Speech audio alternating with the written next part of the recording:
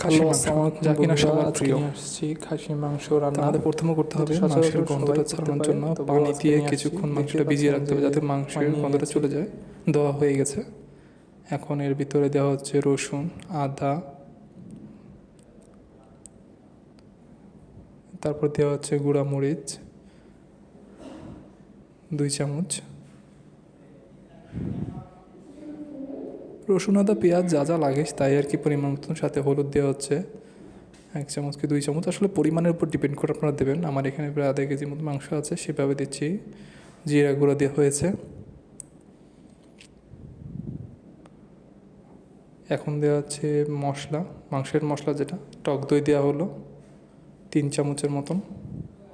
যারা আমার channel subscribe করেন অবশ্যই সাবস্ক্রাইব করবেন এরকম ভিডিও পেতে। তো এটা ভালো মতন কষলিয়ে নেওয়া হচ্ছে, তেল দিয়ে পরিমাণ মতন তেল দিয়ে ভালো মতন কষলিয়ে নেওয়া হচ্ছে। এটারে ম্যারিনেটিং করার জন্য আমি আধা ঘন্টা রেখে দিয়েছি।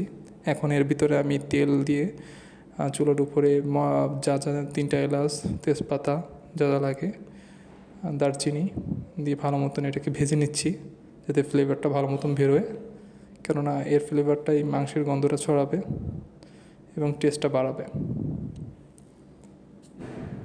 প্লিজ সবাই সাবস্ক্রাইব করবেন, আমার এটা নতুন চ্যানেল, সাথে থাকবেন। কোনো ভুল ভ্রান্তি হলে কমেন্ট করে জানাবেন। এর ভিতরে এখন দিয়ে দিলাম আমি পেঁয়াজ, পরিমাণ মতন পেঁয়াজ দিয়ে দেবো আমি এখানে 3-4 চামচ পেঁয়াজ দিয়েছি। অবশ্যই এটা আগে বাটা, এর জন্য আপনার রান্নাটা কম সময় লাগবে এবং টেস্টটাও বাড়বে। এটা দিয়ে ভালো মতন আমি ভুনা করে নিয়েছি যাতে এটা কালার চলে আসে। অবশ্য আধা ঘন্টার উপরে হয়ে গেছে আমার এটা ম্যারিনেটিং করার।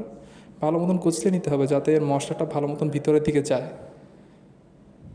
যেন যতটা সময় নেবে, যতটা ভালো মতন কষলাবেন তত টেস্ট বাড়বে এটার। তো এটাকে আমি এখন যেহেতু আধা ঘন্টার উপরে ম্যারিনেটিং করা হয়ে গেছে, এখন আমি এটা ঢেলে দিচ্ছি যেন টেস্টটা ভালো মতন পাওয়া যায়। এখন আমি এটা ভালো মতন মিক্স করে নিচ্ছি। দেখবেন কোনোভাবে যেন এটা মিক্স নাই থাকে, যাতে মশলাটা পুরোপুরি সব জায়গায় লাগতে পারে। আমি এটাকে কষিয়ে নিচ্ছি এখন।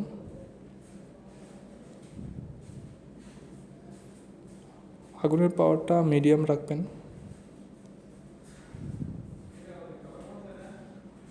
যারা সাবস্ক্রাইব করেন প্লিজ সাবস্ক্রাইব করবেন। ভালো লাগলে কমেন্ট করবেন, খারাপ লাগলেও কমেন্ট করবেন।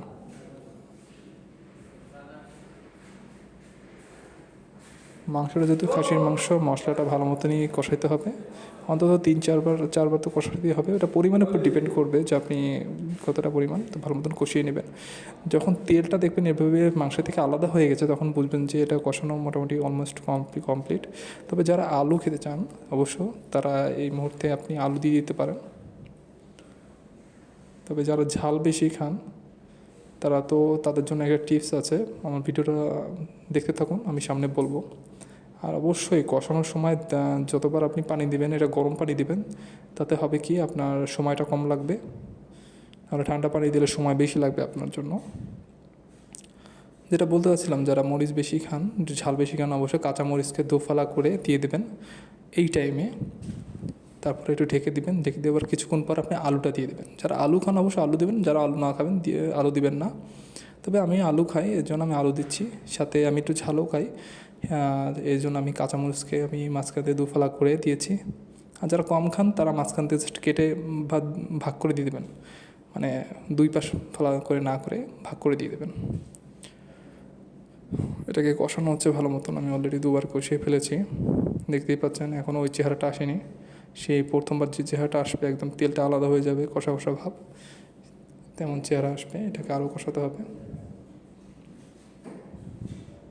অলমোস্ট হয়ে গেছে আর কি আমার রান্নাটা। এখন আমার রান্না কমপ্লিট, দেখতে পাচ্ছেন গরম ভাতের সাথে মাংসটা পুরো একদম নরম তুলতুলো হয়ে গেছে। তো আমি মাংসের সাথে আপনার শসা, গাজর রেখেছি। তো আসলে খাসির মাংসটা মশলাটা ঠিক মতন না দিলে আসলে ফ্লেভারটা যায় না। তো মশলাটা ঠিক মতন দিতে হবে, ভালো মতন কষাতে হবে পরিমাণ অনুযায়ী, ভালো মতন কষিয়ে নেবেন। আর এরকম চাপ দিলে মোমের মতন গলে যাবে। দেখতে পাচ্ছেন কতটা সফট হয়ে গেছে। তো ধন্যবাদ সবাইকে আমার সাথে থাকার জন্য। আমার চ্যানেলটা যদি ভালো লাগে প্লিজ সাবস্ক্রাইব করে যাবেন।